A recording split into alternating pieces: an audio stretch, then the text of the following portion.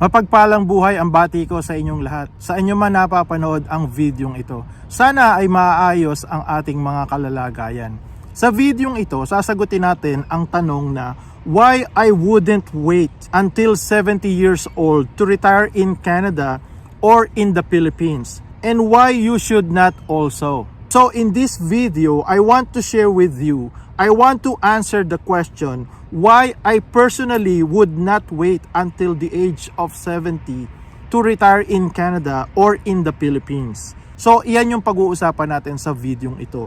And at the end of this video, I will also share a bonus that could completely change the way you think or you see about retirement planning and preparedness. So, iyan ang pag-uusapan natin sa videong ito. Pero bago yan, nais ko munang pasalamatan or i-acknowledge ang lahat ng mga subscribers at ang lahat ng mga nagla-like at nagko-comment at ang lahat ng mga patuloy na sumusuporta at tumatangkilik sa channel na to. Maraming salamat po sa inyong lahat. At kung bago ka, and if you're new to this channel, my name is Robbie. Ako nga pala si Robbie. And the bulk of my content is about buhay Canada, buhay sa Canada, patungkol sa dream retirement. Kung papaano tayo uunlad, aangat at aasenso ang ating mga buhay. At kung papaano natin matutupad yung ating mga pangarap. So kung gusto mo yung mga ganyang conversation, sana mag-subscribe ka para marami pa tayong mapag-usapan patungkol sa mga ganyang topic. O di sige, please mag-subscribe, mag-like at mag-comment. And welcome to this channel and welcome to this community of like-minded people. O di sige, umpisahan na natin. Hello, bonjour, kamusta mon ami? Comment ça va? C'est la vie, la vie est belle, merci beaucoup, c'est bon. Okay, mon ami. So to answer the question at the beginning of this video, here are the 10 reasons why. Reason number one, health is unpredictable.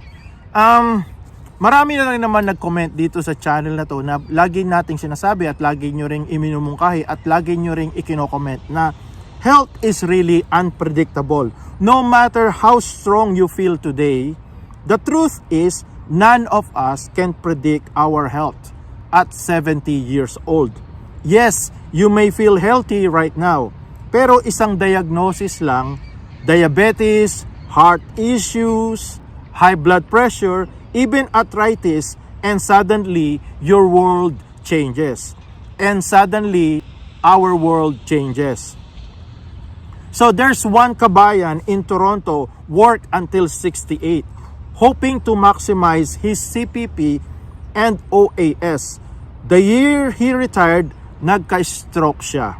So the money was there, but his health wasn't. His health limited him what he could do. So according to him, sayang, I should have enjoyed earlier while I still had the strength. So lagi natin pakatatandaan, retiring earlier isn't just about the money you get. It's also about securing your healthy years to actually enjoy it. Reason number two, energy and mobility decline with age. Even without sickness, kahit wala tayong sakit, our natural energy fades. So nagbabago yung ating kalakasan. Yung 10-hour travel days, long walks, climbing stairs, it could be easier at the age 60, but it's totally different at the age of 70. So there is one balikbayan in Palawan who retired at 61 years old. She was hiking, island hopping, enjoying the best days of her life. But on the contrary, her brother, who waited until 70 years old, had the money but no stamina left for the same adventures. So, health is not just about being alive. It's about being active enough to do what makes life meaningful. Reason number three, you may miss out on meaningful time with family or with your loved ones. Grandkids don't stay little forever. Parents won't always be around. Even spouses to grow old together. Would you not want those years to be free from work stress? There is one kabayan from Edmonton said, "My regret is not the money. My regret is missing my granddaughter's first 5 years because I was still working overtime at that time. So retirement is not just about freedom for you, but also about creating memories with the people you love and the people you care about. Reason number 4. Retirement is not just about money. So totoo po yan. So ang retirement hindi lang basta sa pera. Although we need money to retire comfortably, but that's not the totality of it all. Pero importante din po yan. Yes, money matters. Pero let's be honest. Many wait until 70 years old thinking, I'll get the biggest pension possible. But what's the use of a bigger check if your body and your spirit cannot enjoy it? A kabayan who maxed his CPP and OAS at 70 years old once said, malaki nga ang pension ko pero ang kalaban ko ngayon arthritis. Hindi ko na ma-enjoy ang travels I once dreamed about. So, hindi lang natin kailangang i-maximize yung ating pension. Kailangan din natin i-maximize yung memories. So, don't just maximize pension, maximize memories as well. Okay, reason number 5. You might outlive your plans. Ironically, some wait until 70 to start their pension, only to pass away a few years later. We don't wish this to happen to anybody, as a matter of fact. So, make no mistake, hindi ito ang pinag-uusapan natin. Wala tayong hangad na kahit isa sa atin makaranas ng ganito. But this is a possibility, right? So, this is the harsh realities of life. So, instead of more money, they got fewer years to enjoy it. As a matter of fact, they are not really around to be there for their retirement. So, a kabayan retired from the US at 70 years old, went back to the Philippines. Within 4 years, he passed away due to illness. His family said, sayang, he worked all his life and barely enjoyed retirement. So, merong mga pagkakataon din na ganito kagaya ng mga kino-comment ninyo sa mga video na pinag-uusapan natin. Kaya, this is a possibility. Retirement is not a guarantee. So, lagi rin nating sinasabi, lagi nyo rin sinasabi, walang nakakasigurado talaga ng ating retirement. Hindi talaga natin nasisigurado. Pero gayon pa man, kailangan rin natin mag-prepare, kailangan natin mag-plan, at kailangan natin maging ready. So, retirement is not a guarantee. But if you will wait for far too long, the individual may not be around to enjoy it. So, okay, let's continue. Pero if you are still here and you are relating to the video, to this topic, sana mag-subscribe ka para marami pa tayong mapag-usapan patungkol sa mga ganitong bagay. Nagtataka nga ako kung bakit hanggang ngayon hindi ka pa nakasubscribe. Please subscribe, like, and comment. Okay mo na ituloy natin. Okay, reason number 6. Flexibility in income streams. You don't need to wait for full CPP or OAS if you have prepared wisely. Some retirees combine smaller pensions with part-time work, investments, or simply retiring in the Philippines where the cost of living is lower. So one Filipino couple from Alberta retired at 62. They moved to Cebu where their combined CPP and savings stretched further. They said, "We're not rich, but here we feel comfortable. In Canada, this money would not be enough, but in the Philippines, it might be sakto lang." So, kasya lang kung sa Pilipinas natin gugugulin. So, kasya lang kung sa Pilipinas natin gugugulin.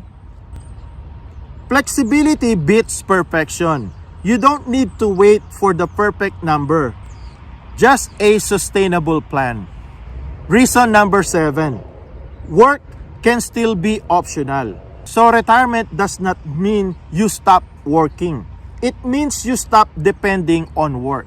So, malaking pagkakaiba yon. So, ang ibig sabihin, yung retirement hindi nangangahulugan na titigil na tayo sa pagtatrabaho. Ang pagkakaiba is, ang ibig sabihin, hindi na tayo umaasa sa pagtatrabaho.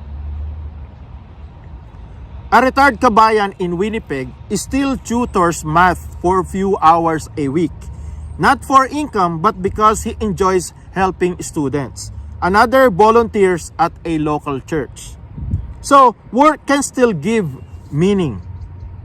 But when it's optional, it feels like freedom, not obligation. So, iba yung freedom, iba yung obligation. Iba yung want to work kesa sa need to work. So, work not by force, but work by choice.